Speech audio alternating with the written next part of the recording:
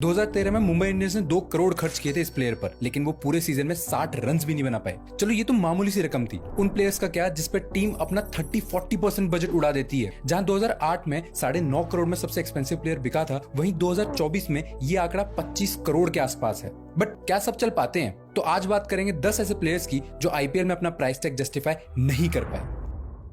वैसे तो 2014 mega auction के सबसे एक्सपेंसिव प्लेयर युवराज सिंह थे, लेकिन ये प्लेयर भी कुछ खास सस्ते पड़े नहीं। मैं बात कर रहा हूँ दिनेश कार्तिक की, जिनको 12.5 करोड़ में साइन करने के बाद डीसी सेलेक्टर्स चैन से तो नहीं सोए होंगे। दिल्ली ने 12 करोड़ एक ऐसे प्लेयर पे खर्च किए जिनके पुराने आईपीएल सीजन में एवरेज ना तो 40 की थी और ना ही स्ट्राइक रेट 140 से ऊपर। 2013 आईपीएल में इन्होंने 510 रन बनाए थे, लेकिन ये 19 मैचेस खेलने के बाद है, मतलब 28 से भी कम की एवरेज। उससे एक साल पहले तो और भी बुरे हाल थे, जिसमें कार्तिक 18 की एवरेज से खेले हैं। इंटरेस्टिंग बात यह है कि 2014 एक मेगा ऑक्शन था, तो दिल्ली के पास एक डिपेंडेबल बैट्समैन कम विकेट कीपर के बहुत ऑप्शन थे, बट दे चोज कार्तिक। उस साल डीसी की परफॉर्मेंस सबसे बेकार थी। पॉइंट्स टेबल में लास्ट फिनिश करके डीसी ने अगले साल कार्तिक को रिटेन नहीं किया। और करते भी क्यों? ये एक्सपेरिमेंट इतना एक्सपेंसिव जो पड़ गया क्योंकि कार्तिक ने 2014 आईपीएल में 23 की सब पर एवरेज से रन बनाए थे। भाई 12 करोड़ में इतनी एक्सपेक्टेशन तो होती ही होगी। जहां कार्तिक की फॉर्म एवरेज थी, वही हमारा अगला प्लेयर तो कैंसर को बीट करके आया था। मैं बात कर रहा हूँ युवराज सिंह की, जिन्हें दिल्ली ने 16 करोड़ में खरीदा था एंड ये उस साल के सबसे एक्सपेंसिव प्लेयर भी रहे थे। हालांकि 2015 की शुरुआत तक युवराज इंडियन टीम में एक गो टू प्लेयर नहीं थे, बट 2014 की बढ़िया परफॉर्मेंस के कारण दिल्ली टुक अ बेट ऑन दिस ऑलराउंडर। युवराज ने 2014 में 376 रन बनाए थे 135 की स्ट्राइक रेट के साथ, जिसमें 3 हाफ सेंचुरीज एंड 83 का हाई स्कोर भी शामिल था। बॉलिंग में भी 8 रन की इकोनॉमी के साथ युवराज ने आरसीबी के लिए 5 विकेट चटकाए थे। ऑक्शन में युवराज के लिए दिल्ली ने आरसीबी को काफी टक्कर दी थी, लेकिन खराब फॉर्म के चलते दिल्ली ने एक ही साल में युवराज को रिलीज कर दिया। उस साल यूवी ने 14 मैचेस में 248 रन ही बनाए थे और वो भी 118 की मामूली सी स्ट्राइक रेट के साथ। बॉलिंग में भी युवराज दिल्ली के लिए कुछ खास कर नहीं पाए, क्योंकि 14 मैचेस में उन्होंने कुल मिलाकर सिर्फ 9 ओवर डाले थे, जिसमें उन्हें सिर्फ एक ही सफलता मिली। 2014 के कंपैरिजन में दिल्ली ने 7 पॉइंट ज्यादा स्कोर तो किए, लेकिन फिर भी वो लास्ट ही थे। 2016 के वर्स्ट आईपीएल बाय ने तो हेडलाइंस ही बना दी थी एंड सब सिर्फ एक ही सवाल पूछ रहे थे कि क्यों अपनी गलतियों से ना सीखते हुए डीसी ने लगातार तीसरी बार 2016 में सबको चौंका दिया था, जब उन्होंने 8.5 करोड़ खर्च किए on a left arm spin bowler. सबको लगा कि शायद डीसी के पास कोई स्पिन बॉलर नहीं है, बट उन्होंने ऑलरेडी अमित मिश्रा, इमरान ताहिर एंड शहबाज नदीम को खरीद लिया था। फिर लोगों को लगा शायद पास्ट परफॉर्मेंस अच्छी होगी, तो अगर 2012 से 2015 के स्टैट्स देखो तो इन्होंने कुल मिलाकर 4 सालों में 21 मैचेस में बॉलिंग कराई है, जिनमें उन्हें सिर्फ 13 सफलताएं मिली है। ये एक सीजन की बात नहीं कर रहा हूं मैं, 4 साल। फिर लगा क्या पता बैटिंग बढ़िया करते हो, तो पता चला 2 साल से तो उन्होंने बैटिंग ही नहीं करी एंड तब तक 2012 से लेकर 2015 तक इनका एवरेज 16-17 का ही था। जब तक ये गलती दिल्ली को पता चलती, ट्रेन प्लेटफॉर्म से निकल चुकी थी। Negi score total of 57 run and bowling में भी 8 मैचेस में इन्होंने पूरी 1 विकेट ली। ऑब्वियसली इसमें कोई दो राह नहीं है कि 2016 के एंड में डीसी ने उन्हें रिलीज कर दिया था।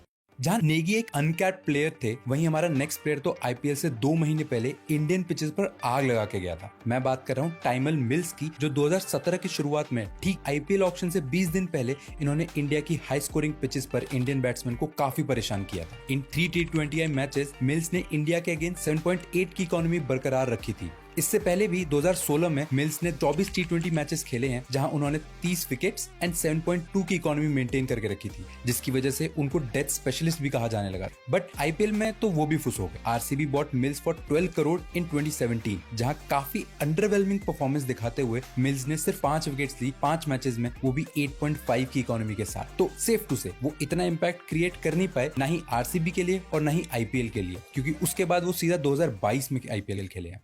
आगे हम बात करेंगे एक ऐसे प्लेयर की जिसको पंजाब ने उसकी 6 हिटिंग एबिलिटी के लिए खरीदा था, बट उसने पूरे सीजन में एक छक्का तक नहीं लगाया। अगर पता लग गया है तो कमेंट करके बताओ, बट उससे पहले देखते हैं 2018 आईपीएल की सबसे बड़ी डिसअपॉइंटमेंट। इस प्लेयर के लिए एसआरएच ने 2018 मेगा ऑक्शन में खूब मेहनत करी थी। अपने मिडिल ऑर्डर को स्टेबलाइज करने के चक्कर में हैदराबाद ने मनीष पांडे के लिए 11 करोड़ दिए। मजे की बात यह है कि इतने में तो केएल राहुल आ जाते। हालांकि 2017 का आईपीएल मनीष के लिए काफी फायदेमंद रहा था, क्योंकि उन्होंने करीबन 400 रन बनाए थे थे with an average of 49.5 and strike rate of 130। 2017 में स्टार प्लेयर रह चुके मनीष 2018 में एसआरएच के लिए कुछ खास कर नहीं पाए। उन्होंने 15 मैचेस खेलकर सिर्फ 284 रन बनाए, वो भी 25 की मामूली सी एवरेज के साथ। अभी तक ये एसआरएच के लिए 4 सीजन्स एंड 51 मैच खेल चुके हैं, बट किसी भी सीजन में वो अपनी प्राइस जस्टिफाई कर नहीं पाए हैं। फनी इनफ इन्होंने 2008 से लेकर 2024 तक सारे आईपीएल खेले हैं, बट मनीष ना तो एक कंसिस्टेंट प्लेयर रह पाए हैं और ना ही किसी टीम में अपने लिए जगह बना पाए हैं। इसलिए इतने एक्सपीरियंस होने के बाद भी ये आईपीएल की 8 टीमों में खेल चुके हैं। लास्ट ईयर डीसी में शर्मनाक परफॉर्मेंस के बाद मनीष 2024 आईपीएल केकेआर की तरफ से खेलेंगे।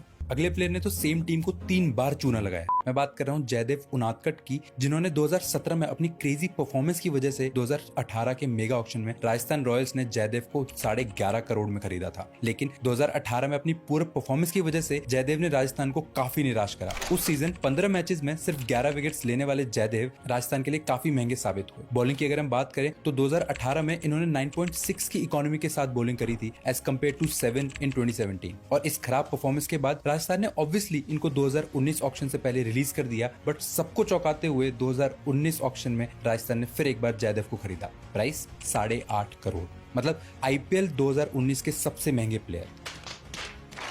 जयदेव को आरआर ने एक और मौका दिया, जो उनकी सबसे बड़ी भूल थी, क्योंकि फिर से राजस्थान की उम्मीदों पर खड़े न उतरते हुए इस बार तो जयदेव की परफॉर्मेंस और भी खराब। 11 मैचेस में इन्होंने सिर्फ 10 विकेट ली, वो भी एट एन एवरेज ऑफ 10.6, जो कि इनके आईपीएल करियर की one of the worst year थी, जिसकी वजह से ये 2019 के एंड में राजस्थान से भी निकाले गए। ऑब्वियसली बात है, इसके बाद राजस्थान ने 2020 आईपीएल में इनको नहीं खरीदा होगा, है ना। अच्छा चलो, लिया है तो बेकार परफॉर्म तो नहीं किया होगा इन्होंने।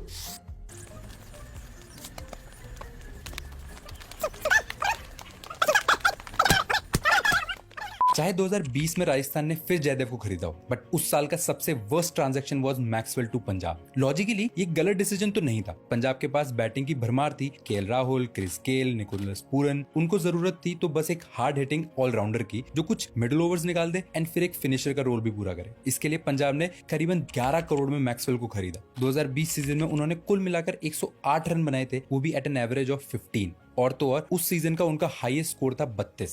अपनी 6 हिटिंग एबिलिटी के लिए पिक हुए मैक्सवेल ने पंजाब के लिए एक भी छक्का नहीं मारा। मैक्सवेल की परफॉर्मेंस इतनी खराब थी कि सीएसके के अगेंस्ट खेले गए ग्रुप स्टेज के last do and die match में मैक्सवेल को बाहर बैठना पड़ा। जहां पंजाब ने एक एस्टैब्लिश्ड प्लेयर पर बैट ली थी, वहीं 2021 में आरसीबी ने सबको शॉक कर दिया जब उन्होंने काइल जेमिसन को 15 करोड़ में खरीदा था। 2021 आईपीएल से पहले जेमिसन ने कोई भी डोमेस्टिक T20 मैचेस नहीं खेला था एंड T20 के 4 मैचेस में भी उनकी परफॉर्मेंस काफी एवरेज थी। बट जेमिसन जाने जाते थे एज टेस्ट स्पेशलिस्ट। अपने टेस्ट करियर की शुरुआत में इन्होंने 36 विकेट ली थी अपने पहले 6 मैचेस में विद इकोनॉमी ऑफ जस्ट 13। बस ये देख के आरसीबी ने एक T20 रूकी प्लेयर पे 15 करोड़ लगा दिए। नतीजा, जेमिसन 2021 आईपीएल सीजन में सिर्फ 9 विकेट्स ले पाए with a high economy of 9.6। Obviously जिसके बाद आरसीबी ने जेमिसन को रिलीज कर दिया था।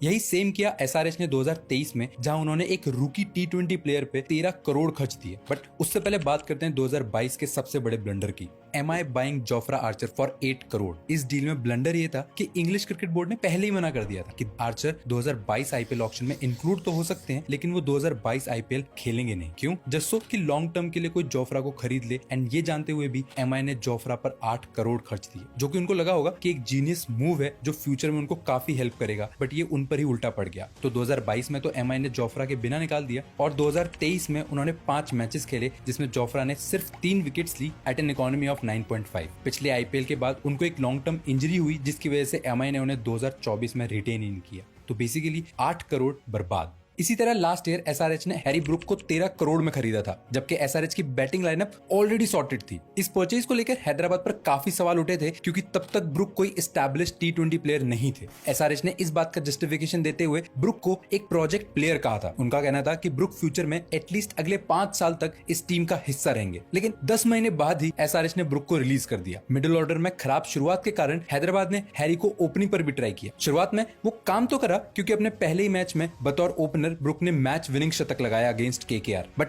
इसके बाद वो कुछ ज्यादा कर नहीं पाए, क्योंकि 2023 आईपीएल में कुल मिलाकर ब्रुक ने 190 रन बनाए हैं, जिसमें से 100 रन तो सिर्फ एक मैच में आए थे, which is why he was the worst buy of IPL 2023।